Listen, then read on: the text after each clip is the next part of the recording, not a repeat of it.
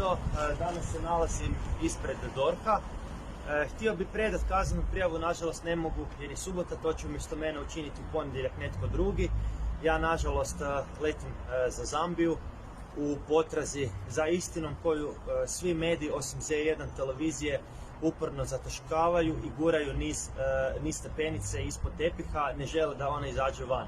Prošli put kad sam ovdje govorio, bila je hrpa televizija koju danas nema i tada me jedna novinarka pitala, a šta ako se oni brane zato jer su ti dokumenti o posvajanju vjerodostojni. Danas, odnosno jučer, je izašla informacija iz Konga da Kongo ne priznaje ta posvajanja jer oni ne dozvoljavaju posvajanja i to je upravo na tragu onoga što sam ja govorio u ambasadi DR Konga u Beogradu.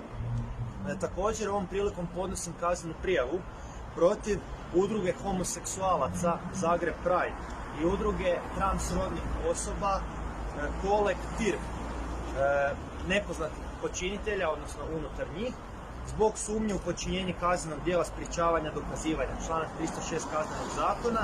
Smatram da su počinili ta kaznena djela jer su me prekršajno prijavili nakon što sam prokazao transrodnog Novu Kraljevića kao osobu koja nije mogla zakonito posvojiti dijete u DR Kongu jer je tamo transrodnim osobama zabranjeno posvajanje.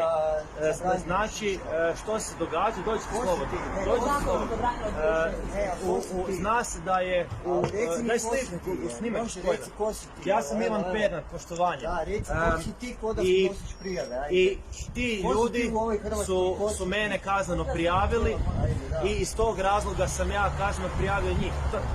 Oni su mene prekršali, a ja sam njih kazneno. Zašto?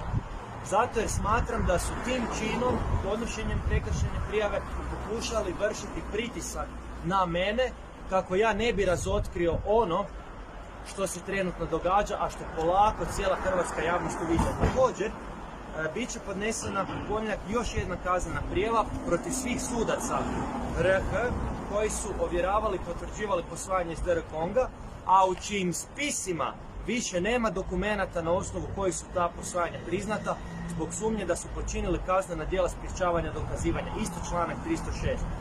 Smatram da su počinili ta kaznena djela jer su u medijima objavljene informacije da su sa sudova nestali spisi i predmeti vezani uz ta posvajanja.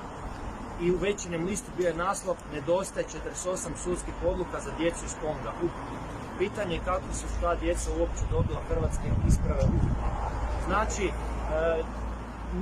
nove dvije kaznene prijave idu i nadam se da će se ova afera razotkriti, da će istina izaći na vidjelo i da će hrvatska javnost uvidjeti tko ovdje zapravo kontinuirano i sustavno laže, a tko kontinuirano i sustavno govori istinito. Nažalost, u Hrvatskoj mediji, ne svi, ne Z1, nego ovi drugi mediji su razlog zašto se ljudi boje javno prokazivati kriminal, jer u Hrvatskoj onaj ko ukaže na kriminal, ko ukaže na nezakonite radnje, njega se progoni. I oni uvijek imaju razne objašnjenja zašto nekog zviždača, prokazivača se progoni, ali u mom slučaju to je bilo zato jer sam ukazao na sumnju da su počinjena kaznena djela vezana uz krivotvorenje isprava, na što ukazuje u konačnici, to jest moju sumnju dodatno ojačava izjava iz Konga gdje čovjek govori da ta posvajanja nisu bila moguća.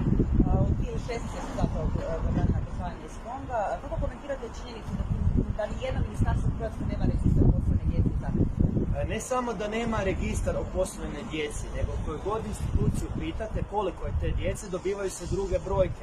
Mi zapravo uopće ne znamo koliko ima te djece, ne znamo ni gdje su ta djeca, a ne znamo ni gdje su dokumenti na osnovu koji su oni dobili hrvatske isprave. I ako se dokaže da se tu radi o krivotvorinama, odnosno da su krivotvorena rješenja iz Konga predana, postavlja se pitanje kako je moguće da netko na osnovu krivotvorina dobiva hrvatske dokumente i da mu ti dokumenti ostanu valjani. Sumnjam, to je znam da to je pravda nemoguće, ali tamo gdje možemo vlada, tamo gdje možemo i mi, oni sve mogu, pa će mi baš biti zanimljivo za vidjeti kako će ovo opravdavati. Htio bih ukazati